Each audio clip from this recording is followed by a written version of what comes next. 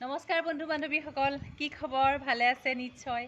আজি ভাবিলোঁ নৰসিংহ আৰু পচতীয়া শাকৰ এবিধ ৰেচিপি লৈ আহোঁ, মাছৰ মূৰৰ সৈতে ৰান্ধিম।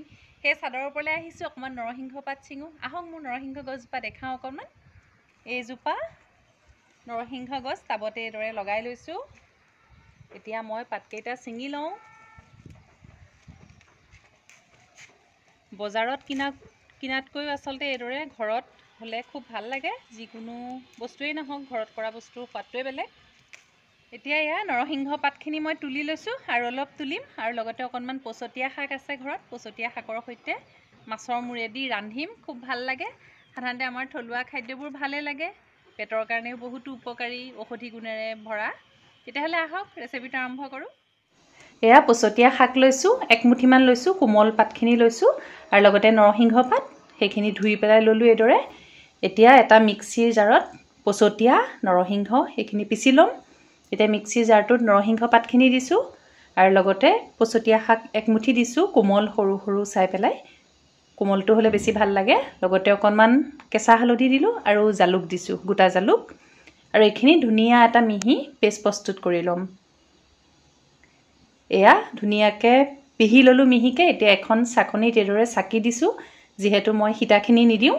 এয়া এইদৰে চাকি দিলোঁ, আৰু এয়া চাওক খুব ধুনীয়াকৈ ৰসখিনি প্ৰস্তুত কৰিলোঁ।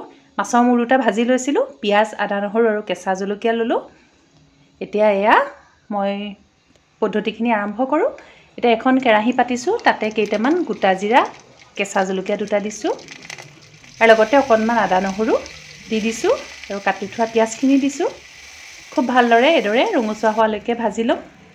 অকণমান হালধি দিছোঁ, হালধি নিদিলেও হয়, তথাপি মই অকণমান দিছোঁ, আৰু লগতে নিমখ দিছোঁ, অকণমান জালুক গুড়ি। এতিয়া এইখিনি ভালদৰে ভাজি ল'ম, আৰু লগতে মাছৰ মূৰকেইটা দি দিছোঁ। মই অৱশ্যে মাছৰ মূৰকেইটা ভাজিয়ে লৈছিলোঁ। আৰু এতিয়া তাতে নৰসিংহ আৰু পচতীয়া ৰসখিনি দি দিছোঁ, আৰু লগতে মাছৰ মূৰকেইটা অকণমান ভাঙি দিম, তেতিয়া আচলতে জোলখন সোৱাদ হ'ব। আৰু এয়া খুব ধুনীয়াকৈ উতলি আহিছে, নৰসিংহ আৰু পচতীয়া মাছৰ মূৰে ৰন্ধা জোলখন প্ৰস্তুত হৈ গৈছে। খুব উপকাৰী হয়, স্বাস্থ্যসন্মত। এতিয়া এইদৰে এটা বাতিত পৰিৱেশন কৰিছোঁ।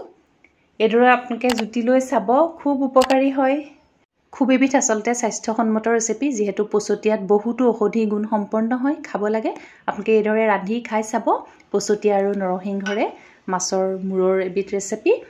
আশা কৰিছোঁ আজিৰ ৰেচিপিটো আপোনালোকৰ ভাল লাগিব, আৰু লগতে মোৰ চেনেলটো পম্পিছ কিটচেন আপোনালোকে চাই থাকিব। মই নতুন নতুন ভিডিঅ' লৈ আহি থাকিম। আজিলৈ আহোঁ, ধন্যবাদ।